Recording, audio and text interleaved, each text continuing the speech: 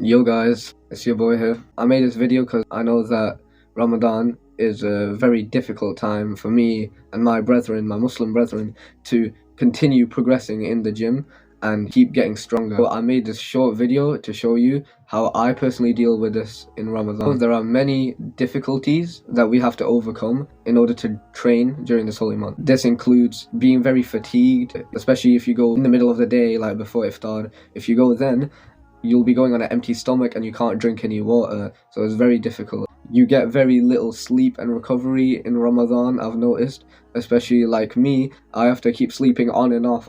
Sometimes I get 2 hours of sleep here, 3 hours of sleep there, because you have to do your 5 daily prayers and everything, and then you have to wake up for Fajr as well. And you need to get your nutrients in, so it gets really difficult. Also, you get really low calories, low protein, low nutrients, low vitamins, everything. You don't get a lot of the healthy foods to recover your body with. You get low calories and low energy because of that. And it's also really hard to fit in to your schedule. So my first tip is to focus on maintaining strength and size. And the key word here is maintaining, not increasing, not progressing, maintain. Throw the idea out the window that you can actually make a bunch of gains and get buff in Ramadan, because you can't. You have to focus on preserving the mass and the strength that you already have. See Ramadan as a mere pause in your program, and if you continue maintaining, inshallah you won't have a setback. You can continue where you left off after Eid. So you may be asking me, how can you maintain strength and size? I would recommend to stay in the 8 to 15 rep range, anywhere inside that rep range. Why? Because if you go lower than 8, then you're going a bit too heavy. It's going to tax your recovery a lot. And if you go above 15, you're really going to be taxing your endurance and cardiovascular system a lot.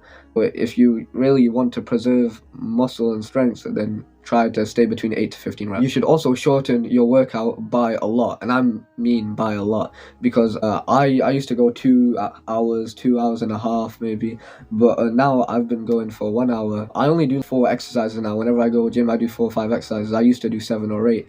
Really cut the fat.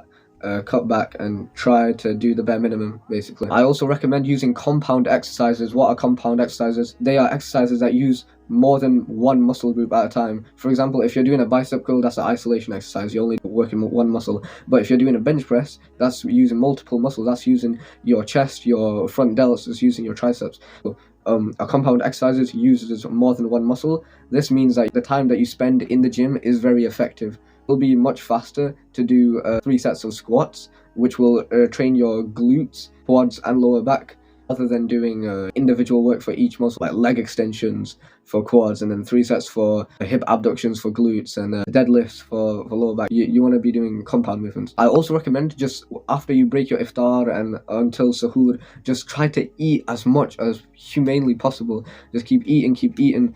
Don't bloat yourself too much. If I overeat, I'm bloated and I can't go to gym.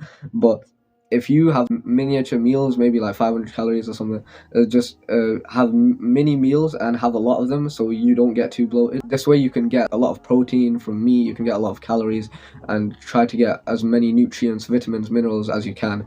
I recently bought these multivitamins in Ramadan, so I don't go deficient really. Now we got some more additional tips. I recommend to stay in one routine. Have a routine that you do every single day, because if you're going gym at a different time every day, if you have a different routine every day, then your body won't have the chance to adapt really. So if you have the same routine every day, you create the same habits every day, you're creating good habits, then it will make life way easier, because it just adapts to your brain. You're just used to doing things in that order every day at that time. I also recommend you're focusing more on worship and ibadah. Ramadan is a time to get lots of good deeds, rack up the good deeds, and secure a place in Jannah. Grow trees, build palaces in paradise. Do not waste this precious time on wasting your potential into the gym, right? It's way more important that you connect with Allah. Alright, now here's my pre-workout message, because I'm gonna go to the gym. I'm gonna have an edit of me in the gym, basically, like last time. I do quite enjoy making those edits. I'm gonna have an upper day and a lower day, because as one of the tips, I said that I only do 4 exercises per day. Now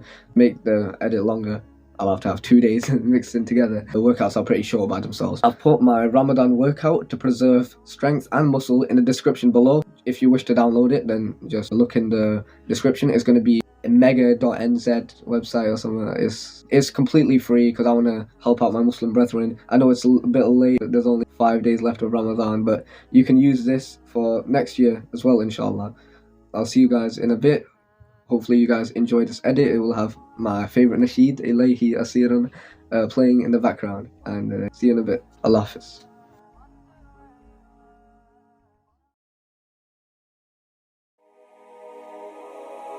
إليه أسير ومنه أفر بوزر ثقيل وزاد قليل.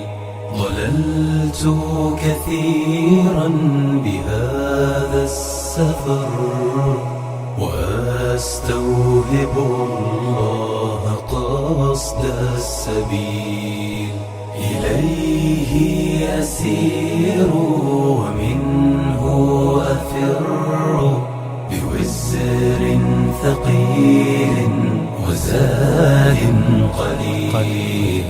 ضللت كثيرا بهذا السفر وأستوهب الله قصد السبيل.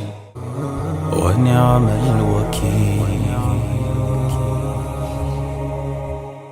إليه أسير وأفر بوزر ثقيل وزاد قليل. ضللت كثيرا بهذا السفر